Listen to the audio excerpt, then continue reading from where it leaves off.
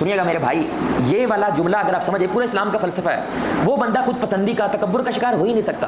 वो कहते हैं एक फासिक और एक आबिद मस्जिद में जाते हैं और मुत्तकी आदमी गंदा आदमी बन के बाहर आता है और गंदा आदमी पक्के ईमान वाला बन के बाहर आता है। सुभान अल्लाह। वो कैसे?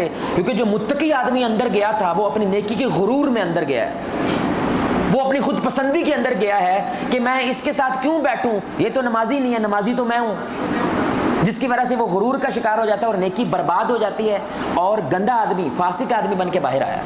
लेकिन जब गुनहगार बंदा वो मस्जिद में गया है तो वो अपने गुनाहों पे शर्मिंदा है और उस शर्मिंदगी के अंदर वो अल्लाह ताला के सामने झुकने गए कि हो सकता है अल्लाह मेरा मुझे माफ़ कर दे, और वो पक्के ईमान के साथ बाहर आता है। सुभान अल्लाह। यानी खुद पसंद आदमी असल में अपनी ज़ात को कन्फर्म कोई चीज़ मान लेता है और इस्लाम कहता है अपने आप को कभी भी किसी मामले में कन्फर्म नहीं कहना है।